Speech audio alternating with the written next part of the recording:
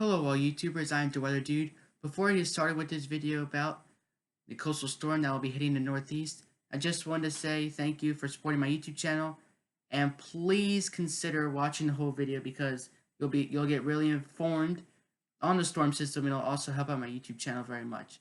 So consider watching the whole video. Enjoy the video. I know it may be like 10-20 minutes or so. Hope you guys enjoyed the video. Hope really get you informed about the storm system that's coming. Take preparations, treat us like a hurricane. That's all I'm going to say. Enjoy the video, guys. Hello all YouTubers, I am the Weather Dude. Welcome back to my YouTube channel. Thank you all for tuning back into this weather presentation for October 15, 2019. As always, please consider subscribing to my YouTube channel and ringing the bell notifications and looking in the description for other videos of mine with superior weather content they won't find anywhere else. And please consider watching the whole video because today we're going to be talking about another coastal storm after Tropical Storm Melissa as a nor'easter slammed the northeastern United States not too long ago. Another coastal storm will be approaching tomorrow, and I'm going to break it down for you, get all the facts across, the impacts, and all that good stuff. Quick announcement, just apparently my total grade went up to C on Social Blade, so thank you guys really a lot for that. I remember being at C- for a very long time. So, I mean, that's just a great, little accomplishment there. And yes, user created, that's just when I made my Google account. My YouTube channel started November 6, 2018, so. But, as always, please just consider subscribing. I really thank you guys for that. A landmark, it really means a lot for my channel. Anyway, let's get started here. I'm gonna be showing you guys two brief, 1 minute long videos from Weather Channel and AccuWeather, and also reading their articles, and we're going to get into the weather models and all that good stuff. So, without further ado, let's get right into it. We have another significant storm that's going to affect the Northeast in the middle and end part of this week. I know we just got done with the nor'easter. Yes, so as the nor'easter being Tropical Storm Melissa, then you can see potential impacts, local heavy rain and gusty winds, definitely going to be a possibility. Right in there in that area, heaviest rain, yellow, right there. Actually going to be moving over places like Delaware and Maryland and New Jersey, Pennsylvania. Eventually, that's going to be moving up the northeast coast, as you'll be seeing here. That we had last week. This one is going to be similar in some ways and different in some ways, okay? So let's go over that. Number one with this one, the biggest thing that you'll notice, and again, the timing... And the winds will be passing 50 miles an hour at times. On this is going to be basically late Wednesday through the day on Thursday before it starts. So I want you to see the setup here. So we have a little weak Great Lake system here. Then we have a coastal low developing here. But I've been seeing in the models that there's another low detached from that forming down here. So these two can somehow connect. New England can get hit very hard by the rain and wind. Starts to pull away. With this one, there's going to be a lot more rain, okay? The wind is going to be pretty significant, but it'll be moving pretty fast, and the center of the storm is close enough to the shore, if not actually going directly over land in southeast New England.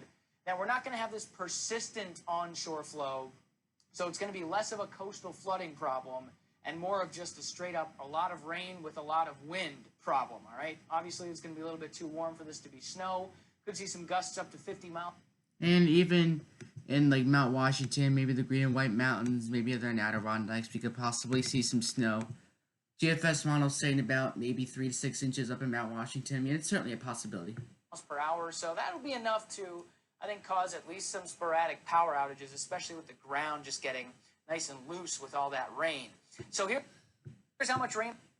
So rainfall, again, probably a lot of the northeast New England, maybe 2 to 3 inches. But widespread, Maine to Maryland, 1 to 2 inches. Probably 1 to 3 with isolated higher amounts. Possible. Okay. Maybe that did not go well. Okay. There we go. Alright, so let's read the Weather Channel's article. Then we're going to get to AccuWeather and all that stuff. So northeast coastal storm here, really just going to be unleashing a lot of, bad weather across the northeast. So again, here's a little system approaching from the west. Here's a coastal storm here. Maybe the Appalachian Mountains in Georgia could get a mix of rain and snow, especially at the colder part of the day. In fact, let's make this picture bigger. Alright, so here's the low formed and strengthens near the northeast coast, and we're actually potentially talking about a Bombo Genesis. You might be thinking, well, what the heck is a Bombo Genesis? Okay, just because it has the word bomb in it, it's not what it means. So I made a little definition, or a little graphic here for you, so you can see what Bombo Genesis is. So basically, all Bombo Genesis is a low pressure system off the coast that is strengthening at a rate of 24 millibars or more in 24 hours or less. And you might be thinking, well, whoa, what's that all mean? So these numbers, and if you ever go on Tropical Tidbits, you see like these numbers here. Oh, maybe I should use my highlighter. So if you ever see like these numbers here, like these numbers here, the millibars, that is called barometric pressure. Okay, basically the lower that number is, the stronger the low pressure is. So if you ever go on like Tropical Tidbits, for example, okay, as you'll see here, the storm, and has like a little red number above it where it says like 994 or 990. That's barometric pressure. That's what that is. So when you're looking at this barometric pressure, if this basically all it is, this is just an example. This isn't the actual storm. I just drew an example. You can see New York, Pennsylvania, and Delaware here. But if this number, any kind of number, were to drop by 24 millibars or more in 24 hours or less, we have a Bombo Genesis. It bombs out. So 10:02 millibars Saturday morning, as an example. Saturday p.m. 991. But look at this. Between Saturday a.m. and Sunday a.m., the storm drops by about 26 millibars in pressure. Okay, that change, it's more than 24 millibars, and it's in 24 hours or less. That's called Bombo Genesis. That's an example. If it happens in 12 hours, it's still a Bombo Genesis. I mean, as long as it drops 24 millibars or more in 24 hours or less, it is called a Bombo Genesis. It bombs out. We usually see this in like the winter time. Some example there. So here is Wednesday's forecast. And you can see all these darker green is like all steadier rainfall from the Weather Channel here. Some really heavier rainfall setting up right in this zone here. I feel like Delaware and southeastern Pennsylvania and Maryland and Jersey are going to get really the target out of this, especially on as of Wednesday itself. Thursday is good. This is going to be a quick mover. That's the kind of good news with this. Although in Northeast is probably saying bringing on the rain. My area is under a D1 moderate drought, so I mean we can use the rain. So basically the drought monitor, if you don't know what that really means. So basically if you're in white here, that means none. D0 doesn't mean no drought just because that's 0. Think of D0 as level 1 drought, okay? So this would be like D0 would be level 1 drought, means abnormally dry. Where I am in the moderate drought, D1, that's like level 2 drought. Southeastern Virginia, we have D2, which is like level 3. Like in the southeast, extreme drought is level 4, and D4 is level 5. Although that's really uncommon, unless you live in like in the southwest. But yes, D0 and between D0 and D2, so between levels 1 and 3 droughts across the between like the northeast and down to the mid-Atlantic. Okay, so Thursday the storm pulls up into New England. This baby's out of here. Rainfall totals again probably 2 to 3 inches in some spots, and the winds are going to be atrocious. Okay, especially when you get on that backside, winds could like exceed 50, 60 miles an hour, even like just a bit inland. So, you can see Thursday morning, here is this little spin. So, east of there we got the southeast winds. West of there we have the northwest winds. How it all spins around the storm. Okay, that was next. Come on, come back. Here we go. There's my drawing tool. All right. So that is it for that. So now we're going to go to AccuWeather, get their little depiction on it, and then we'll read some of their articles and their maps as well. Well, thanks for joining us. We are seeing a beautiful day in the Northeast today, but it's kind of the quiet before the storm because we do have a big storm heading in this direction. Here is the current satellite. Not much going on. It is pleasant. We have sunshine in most places. I-95 corridor in the 60s until you get to the mid-Atlantic. Then those temperatures are up to the 70s. It is dry. Dew points in the 30s and 40s, so it feels nice and crisp. All right, so here is Wednesday. I'm sorry, your head's cut off. Sorry, it's the camera. I got to do it. All right, so you got rain. The cold front's passing through. We got rain all across the Northeast from that, Great Lakes system. Then we got more like thunderstorms and heavier rain from the coastal low that's starting to develop down here on the other end, that cold front. Chicago, Detroit, it's just going to be breezy and cold behind this cold front. Lows in the mid-Atlantic and Northeast could get down to the 20s and 30s Friday night, late in the week at night behind this system.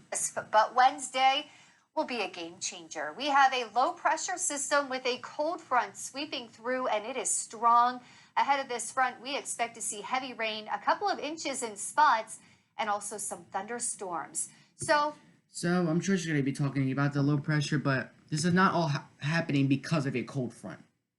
Some of it, yes. Not all of it, no. Because, I mean, it's kind of combining with a piece of energy here and a coastal low developing down here. Maybe we'll get that at later. But this is not all happening because of a regular low pressure in the Great Lakes and a cold front. It's two low pressures kind of helping to work together. Maybe even three low pressures. For New York, down through Washington, D.C. and into Richmond, expect to see delays on the highways, also at those airports during the day. It's going to take some time to reach Boston. That's going to happen overnight. So on Thursday, it's going to be a soaker for New England. Could even... So Thursday, this quickly departs into New England, so leftover showers. A lot of the steadier rain is going to be moving in to places like, Maine and like maybe like northern New Hampshire and potentially or eventually into Canada. See a wintry mix with strong winds coming in off the Atlantic. So this is going to be one of the maps I'll show you later. Storm impacts. So coastal Maine, coastal New Hampshire, coastal Mass, coastal Rhode Island, and coastal Connecticut and Long Island. Moderate impacts, but some impacts elsewhere. They kind of use this graph with tropical systems as well, whenever there's like a tropical system coming. So strong winds, heavy rain, coastal flooding, rough seas, travel disruptions, and power outages. That can happen. Oh my gosh, why do I keep doing this? Sorry about that. So that can happen anywhere in this area. It just has a higher chance or a better threat happening from Long Island to Maine. And as far as the impacts, Wednesday into Thursday in the orange to 50. All right, so winds 35 to 45 miles an hour. I'll be showing you on their articles. Right. So again, here we have some impacts with moderate impacts like Halifax, Bangor, down to Boston. And Gulf of Mexico does bear watching. I have to hopefully to get that next video. 40% chance development, but you got a tropical depression out in the Atlantic and another system. But here it is, wet Wednesday here, heavy rain, Delaware, New Jersey, Long Island, eastern Pennsylvania, southern New York. You got steady rains outside of there, and then outside of there is showers in like Michigan and just showers, but heavier rain towards mid-Atlantic coastline. Future rainfall amounts. Okay, this yellow stuff, that is like super, like really heavy rain. And orange, you can get even heavier than that across parts of New England. But yellow and orange really gonna have a lot of rain. And you might be thinking, well, the ground's so dry, just the rain is just gonna absorb it. Not necessarily. You ever hear in the desert Southwest, the dry air, it's like, crustier, and it can sometimes can't really absorb it that quickly because it's just so used to being dry. Wednesday night, you could see a little bit of wraparound coming into this area, although by Wednesday night, it should be making its way out of here. Maybe some leftover showers there in the mid-Atlantic. So here it is, Wednesday and Wednesday night. Highest wind gusts could reach 45 miles per hour. Boston, Portland, Maine, maybe exceeding 55 miles per hour. Same thing for Thursday. It goes into St. John and Halifax, but still 40, 50 mile an hour winds are still possible. Thursday, a storm moves into Canada, and behind it, temperatures could feel like 20s and 30s. And that's in the day, or actually, it could feel like the 30s and the 40s, excuse me, during the daytime on Thursday. We got another low pressure moving through later, so this weekend it might warm up just a tad, but it's going to get really cold after that in the early next week. Alright, so with that being said, let's look at the GFS model now. You can see heavy rain moving through, and here's why I think this could bomb out. So you see 1014, each line represents a 2 millibar drop in pressure. So 1014, 1012, 1010, 1008, 1006, probably around 1004, maybe 1005. There's the low pressure kind of staying in that kind of vicinity. Later on, exactly a day later, each click is 6 hours. 1, 2, 3, 4. That's just 24 hours later. That is dropped by almost like 30 millibars of pressure. It actually does. It drops 24 millibars actually in 12 hours, which is like half the requirement. I mean, actually no, double the requirement. Okay, that's almost like saying a 40 millibar drop in 24 hours. Although that's not what we're going to be seeing. It could be more like 30, 32 millibar drop in 24 hours, and that is going to just lead to Bombo Genesis. And remember, the lower that number is, the lower the barometric pressure, the stronger the winds are. Don't know if I ever said that. Here's a more high definition NAM model here. Just look at all this rain that's just coming through. That eventually lifts up on out of here. Total accumulated precipitation according to the NAM model. And quite a bit of rain here. 2 to 4 inches is possible. Can't wait to see this rain. I'll never be so happy to see it. Here's the satellite imagery. And you can see this chain of thunderstorms. Here's your little Great Lakes disturbance that's going to be eventually diving south and east. And then eventually you're going to have this low pressure here very quickly move and going right off the coast, and that's going to be where that comes from. Now, I did mention potentially 3 low pressures before I played the part of that video. Here's why. Here's one circle here. The low actually is another low. There's your low up there in Canada. A little Great Lakes low.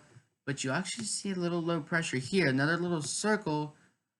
Another area of counterclockwise flow. And that could potentially feed in even more moisture. And maybe, building more waves and coastal flooding.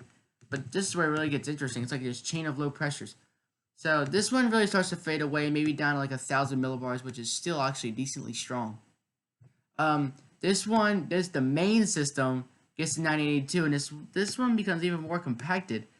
It has like its own little batch of rain connected to it. And if these 2 lows can get closer together, they're going to really throw in some more rain and wind, even more than what we're expecting now, into the East Coast. Don't know if people were thinking about this.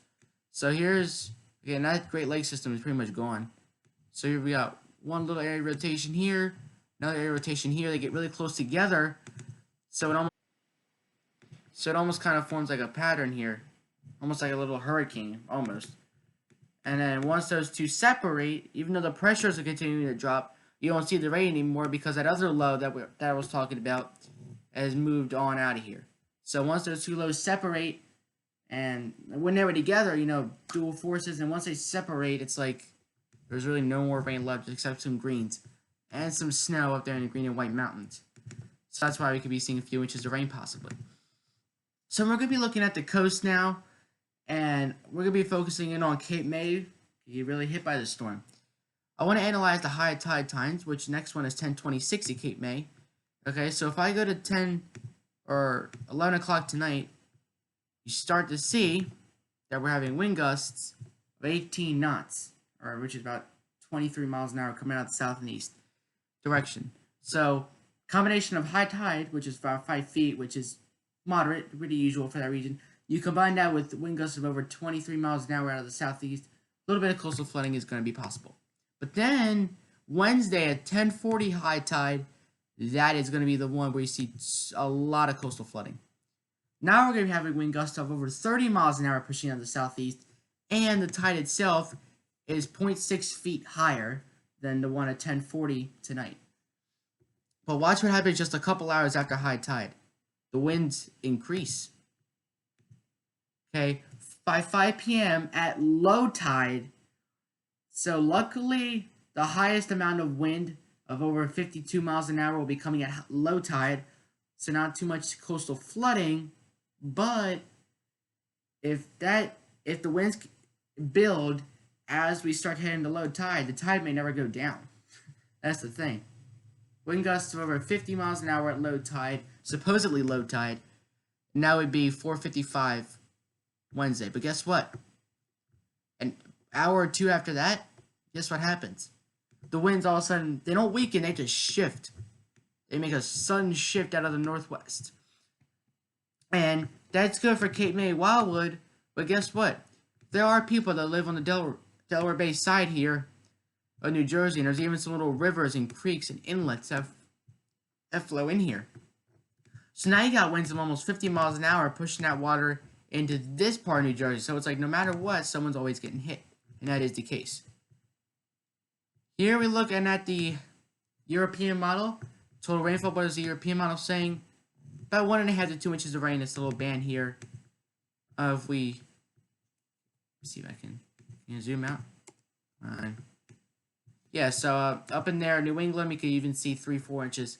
How about according to the NAM model? Yeah, NAM model. Okay, latest. I must have updated. Okay, so widespread over 5 inches possibly, or 3 inches in New England. Although they're a little bit, bulls sometimes. They go a little bit over. So here are the wave heights. You notice the Great Lakes system goes turb some waves in the Great Lakes. But watch this. Wednesday, there you go. Start to see the waves building up. Matter of fact, I made my own little graph here, so you can actually see what the conditions are going to be like. I assure you, this video is almost over. So, wind gusts could exceed 50 miles an hour at times, especially near the coastline. Rainfall would generally range from 1 to 3 inches across the northeast and mid-Atlantic, with locally higher amounts. Wave heights in the mid-Atlantic coast, 5 to 12 feet. Northeast New England, because the storm will be strengthening as it heads to New England, 10 to 20 foot waves up there. Coastal flooding will be half foot to 2 feet above normally dry ground, kind of like storm surge in a hurricane, except it's not a hurricane. That would especially be found in New England, but mid-Atlantic could see around a foot or 12 inches of tidal flooding above normally dry ground. Barometric pressure, again, lower that number is, higher the winds. Mid-Atlantic, 989 to 1010 millibars. Farther northeast, you go up to 95 quarter, the stronger the winds are probably going to be, lower the barometric pressures. Northeast New England, 970 to 989 millibars. So that's my own little depiction there. Alright, so here we are. Weather.gov here. We already do have a flash flood watch for northern New Jersey. Wind advisories for Delaware and Jersey coastlines, and some coastal flood alerts up and down the East Coast.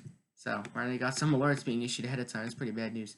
Again, drought monitor D0 to D2, as I was explaining earlier. So, some drought definitely going to be there. So, this will really help.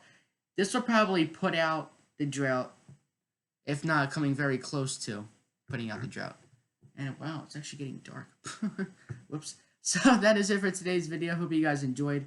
I'll catch you guys next video. I'm sorry this video was pretty long. I just wanted to get you guys informed on that coastal storm. So stay safe, everybody.